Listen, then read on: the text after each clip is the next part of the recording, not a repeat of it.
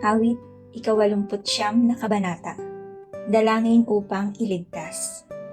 Pag-ibig mo, Yahweh, na di nagmamaliw, ang sa tuwi-tuwina'y aking aawitin, ang katapatan mo'y laging sasambitin. Yaong pag-ibig mo'y walang katapusan, sintatag ng langit ang iyong katapatan. Sabi mo, O Yahweh, ikaw ay may tipan na iyong ginawa kay David mong hirang, at ito ang iyong pangakong iniwan. Isa sa lahi mo'y laging maghahari, ang kaharian mo ay mamamalagi. Umaawit silang nilikha sa langit, ang iyong ginawa'y siyang dinadalit. Ang katapatan mo, Yahweh, ay inaawit. Sinong kapares mo doon sa itaas? Walang ibang Diyos na iyong katulad.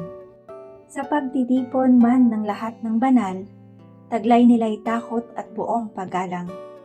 O Panginoong Diyos, wala kang katulad, sa kadakila at laging pagtatapat.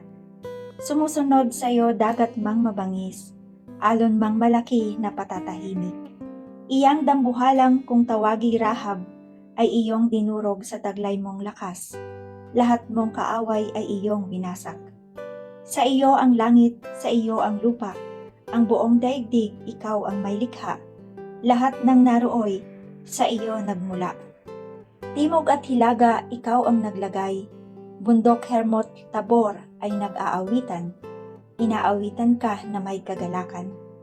Ang taglay mong lakas at kapangyarihan ay walang kaparis, di matatawaran. Ang kaharian mo ay makatarungan. Sa ligang matuwid ang pinagtayuan. Wagas na pag-ibig at ang katapatan, ang pamamahala mong ginagampanan. Mapalad ang taong sa iyo'y sumasamba. Sa pagsamba nila'y inaawitan ka, at sa pag-ibig mo'y namumuhay sila. Sa buong maghapon ikaw ay pinupuri, ang katarungan mo'y siyang sinasabi. Ang tagumpay namin ay iyong kaloob, dahilan sa iyong kagandahang loob. Pagkat pinili mo yaong hari namin, kaloob mo ito, banal ng Israel. Ang pangako kay David. Ikaw ay nagsalita noon pa mang una sa mga lingkod mo at ipinakita yaong pangitain, at ito ang badya. Aking pinutungan ang isang dakila na aking pinili sa gitna ng madla. Ang piniling lingkod na ito'y si David, aking pinahiram ng banal na langis. Kaya't palagi ko siyang aakbayan at siya'y lalakas sa aking patnubay. Di siya malulupig ng kanyang kaaway, ang mga masamay di magtatagumpay. Aking dudurugin sa kanyang harapan, silang namumuhi na mga kaaway.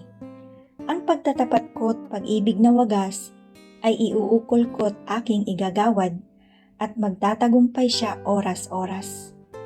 Mga kahari ay kanyang masasakop, dagat na malawak at malaking ilog. Ako'y tatawaging Ama niya't Diyos, tagapagsanggalang niya't manunubos. Gagawin ko siyang anak na panganay, mataas na hari nitong daigdigan. Ang aking pangako sa kanya'y iiral, at mananatili sa kanya ang tipan. Laging maghahari ang isa niyang angkan, sintatag ng langit yaong kaharian. Kung ang mga anak niya ay susuway, at ang aking utos ay di igagalang, kung ang aking aral ay di pakikinggan, at ang kautusay hindi iingatan. Kung gayon, daranas sila ng parusa sa ginawa nilang mga kasamaan, sila'y hahampasin sa ginawang sala. Ngunit ang tipan ko't pag-ibig kay David ay di magbabago't hindi mapapatid. Ang tipan sa kanya ay di ko sisirain, ni isang pangako'y di ko babawiin. Sa aking sarili, ipinananto ko, kay David ay hindi ako maglililo. Lahit trono niya ay hindi magwawakas, hanggang mayroong araw tayong sumisikat, katulad ng buwan na hindi lilipas, matatag na tanda doon sa itaas. Hinagpis sa pagkatalo ng hari. Subali at ngayon, siyang iyong hirang, ay itinakwil mo at kinagalitan. Binawi mo pati yaong iyong tipan, ang kanyang korona ay iyong dinumhan. Ang tanggulan niya ay iyong binasak, mga muog niya ay iyong ibinagsak. Lahat ng magdaay nagsasamantala, ang ari-arian niya'y kinukuha. Bansa sa paligid, pawang nagtatawa. Iyong itinaas ang kanyang kaaway, tuwang-tuwa sila't pinapagtagumpay. Ang sandata niya'y nawala ng saysay, binigo mo siya sa kanyang paglaban. Yaong kanyang trono at ang setrong hawak, inalis sa kanya't iyong ibinagsak.